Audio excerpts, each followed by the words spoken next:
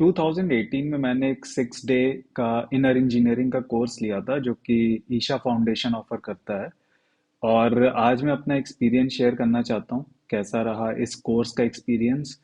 और अब मैं ये भी रिकमेंड करना चाहूँगा कि क्या ये कोर्स आपके लिए यूज़फुल हो सकता है या नहीं हो सकता है। ऑब्वियसली आप सिर्फ मेरी बातों पे ना जाके और थोड़ा रिसर्च करके एनरोल करिएगा अगर आप सोच रहे हैं इस बारे में।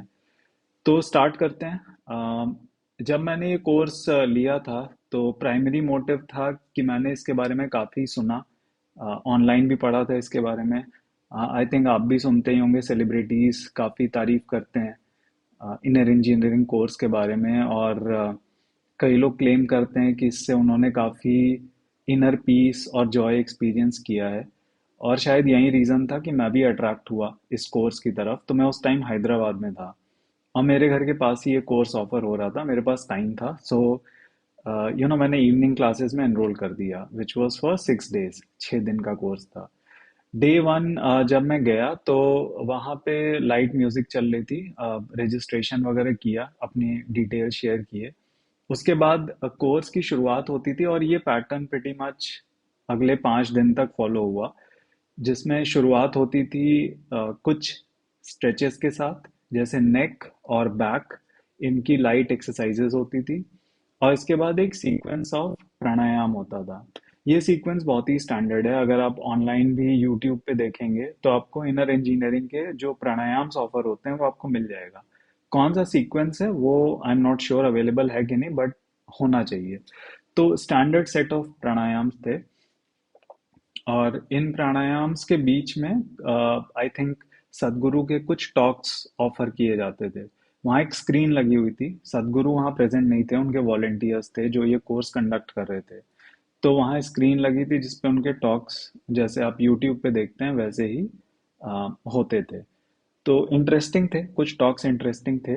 बाकी प्राणायाम वगैरह चलता था। मैं थोड़ा ये भी बताना चाहूँगा कि मैं इसके पहले भी योगा करता था। मतलब मैं प्राणायाम और आसन करता आ रहा हूँ काफ़ी सालों से। तो मेरे लिए कुछ बहुत नया नहीं था फ्रैंकली।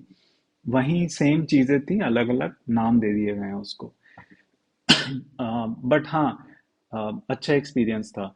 तो ये सेम पैटर्न लगभग अगले 4-5 दिनों तक चलता रहा, जिसमें ये चीज़ें सिखाई जा रही थी कि ऐसे ऐसे ऐसे ऐसे करना है, जिसमें ऑब्वियसली आप बॉडी को थोड़ा खोल रहे हैं, उसको ओपन अप कर रहे हैं।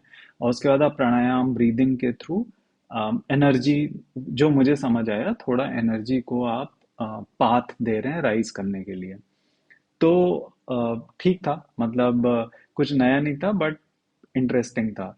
जो लास्ट डे था उसमें ये था कि सुबह बुला लिया था। आई थिंक एक प्लेग्राउंड में बुलाया था, वहाँ कुछ गेम्स कंडक्ट किए उन्होंने। तो जितने भी पार्टिसिपेंट्स थे वो टीम बना के वो गेम्स खेले। अच्छा एक्सपीरियंस था, इंटरेस्टिंग था again. I think all in all जो मुझे समझ आ रहा था कि आपको ओपन करने की कोशिश कर रहे हैं, आपके अंदर जो फिल्टर्स हैं, जो आप चीज़ें, जो रूल्स फॉलो करते आ रहे हैं, उनको थोड़ा ब्रेक करने की कोशिश कर रहे थे, ताकि आप एक फ्रेश माइंड से चीज़ों को देख सकें, which is good, right. Life भी कुछ ऐसी है। और अगर आप सदगुरु के टॉक्स वगैरह देखें तो वो भी यही बात करते हैं कि आप कितना लाइफ को एज इट इज़ देख पा रहे हैं, इंस्टेड ऑफ फिल्टर्स के थ्रू। तो ओपन अप करने की कोशिश थी।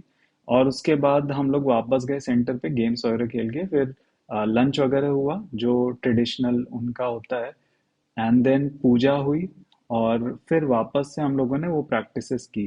एंड देन मेडिटेशन वगैरह रहा। ऑल इन ऑल प्रोग्राम अच्छा है।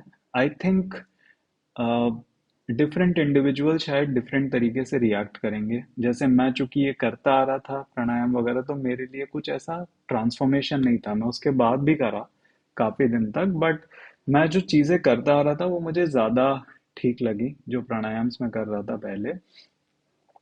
तो आई थिंक मेरे लिए कोई ऐसा मेजर ट्रांसफॉर्मेशन नहीं था। नॉट टू से कि आप उसे ज्वाइन मत करो, बट मैं ये जरूर कहूंगा, it also depends on your background. जैसे अगर आप योगा कर रहे हो, आपने सीखा है, या आप प्राणायाम किसी किसी भी संस्था से आपने सीखा है, चाहे वो श्री श्री की संस्था है, या रामदेव जी हैं, या और भी गुरु हैं, आपने किसी से सीखा है, तो आई थिंक ये अलग अलग प्रोग्राम्स करने से शायद ज़्यादा बेनिफिट नहीं होगा। आपको कुछ चीज़ें में भी हेल्प कर दें, but end of the day शायद ये आपका अपना सेल्फ रिफ्लेक्शन है, जो आप करते हो, जो सोचते हो, वो आपको ज़्यादा आगे ले जाता है। ये सब प्रोग्राम्स लगभग एक जैसे हैं, same set of pranayama, same set of asanas, उनको थोड़ा अपने हिसाब से पैकेजिंग कर दी गई है। तो अगर आप सीख रहे हो, आप सीखे हुए हो, तो इतना शायद आपके लिए यूज़फुल ना हो इनर इंजीनियरिंग का प्रोग्राम। अगर आप नहीं किए हो yoga and you want to try, then definitely try it out, क्योंकि आपको एक्सपोजर मिलेगा एंड गाइडेंस रहेगा लोगों का।